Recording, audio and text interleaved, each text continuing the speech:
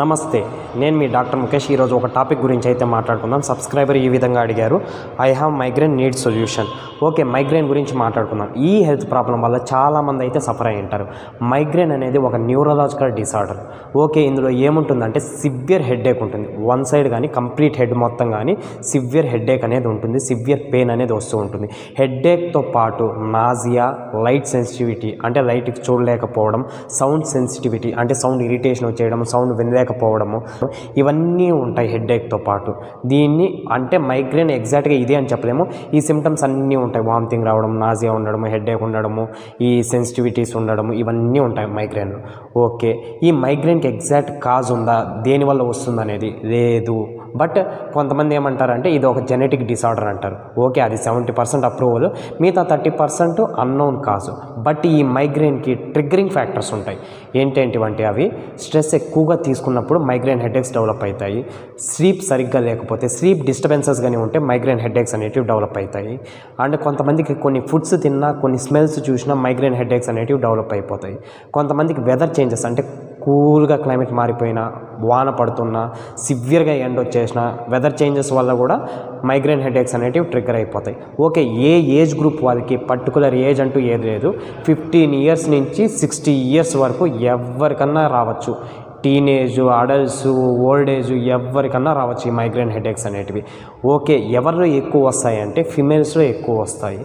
Okay, ఈ మైగ్రేన్లో ఇంకేమన్నా తెలుసుకోవాలంటే మైగ్రేన్ ఫేజెస్ ఉంటాయి. 4 ఫేజెస్ ఏంటంటే ప్రీడ్రోమ్, ఆరా, మైగ్రేన్ హెడేక్, పోస్ట్ డ్రోమ్ అని.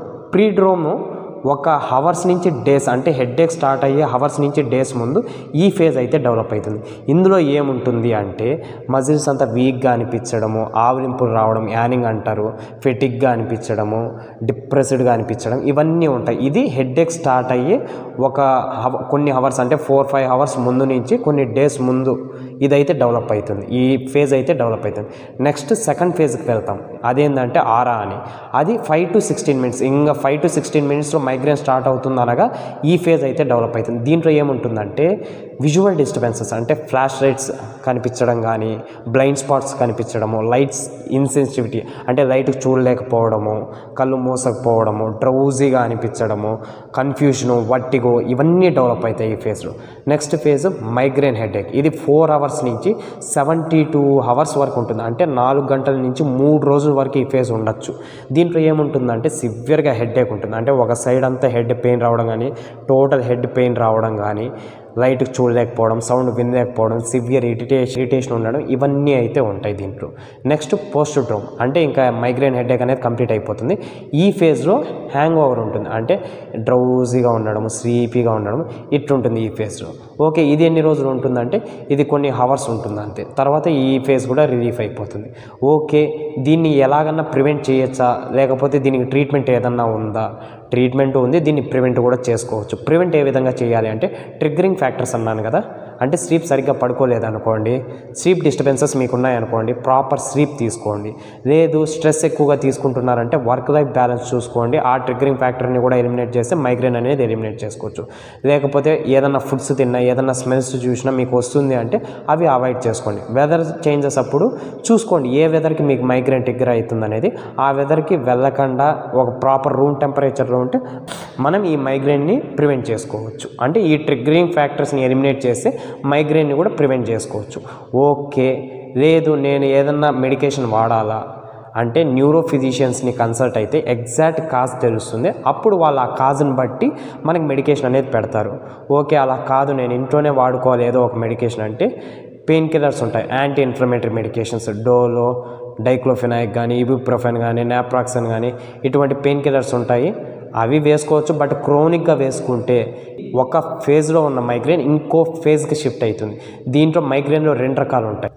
ఎపిసోడిక్ మైగ్రేన్ అని చెప్పి, ఇంకోటి క్రోనిక్ మైగ్రేన్ అని. ఎపిసోడిక్ మైగ్రేన్ అంటే అప్పుడప్పుడు వచ్చిపోయేది. క్రోనిక్ అంటే ప్రతి మంత్ రిపీటెడ్గా 15 డేస్ కన్నా ఎక్కువ వస్తుంది. మనం ఎపిసోడిక్లో ఉన్నప్పుడు సివియర్గా వాడడం వల్ల ఈ పెయిన్ కిల్లర్స్ మనం దాన్ని క్రోనిక్ మైగ్రేన్ కిందకి మార్చుకుంటేస్తాం. కాబట్టి ఎక్కువగా పెయిన్ కిల్లర్స్ వాడకండి. వాసో డైలేటర్స్ మెడికేషన్స్ తీసుకొని కూడా మైగ్రేన్ని ప్రివెంట్ చేసుకోవచ్చు. లేదు అంటే నా బెస్ట్ ఆప్షన్ నేను అందరికీ సజెస్ట్ చేసేది ఏంటంటే ఒక బౌల్ తీసుకొని అంటే ఒక పెద్ద టబ్బు తీసుకొని హాట్ వాటర్ బాగా వేసుకొని కొంచెం సాల్ట్ అంటే రాళ్ళు ఉప్పు వేసుకొని బాగా బాయిలింగ్ అయిన తర్వాత గోరువెచ్చగా చేసుకొని అందులో 2 కాళ్ళు పెడితే 2 పాదాలు మనం పెట్టి ఒక 15 to 20 minutes ఉంటే అందులోపల అక్కడ వాసో డైలటేషన్ జరిగి బ్లడ్ అంతా అక్కడికి ఫ్లో అయ్యి ఈ మైగ్రేన్ హెడేక్ అనేది రిలీఫ్ అవుతుంది. అండ్ డార్క్ రూమ్లో ఉండడం, సౌండ్ కొంచెం తగ్గించి వినడం, సౌండ్ ఏదైనా ఎక్కువ వస్తుంటే అక్కడి నుంచి అవాయిడ్ అంటే దూరంగా వెళ్ళిపోవడం, ఇవన్నీ చేసుకుంటే ఈ మైగ్రేన్ అనేది రిలీఫ్ అవుతుంది.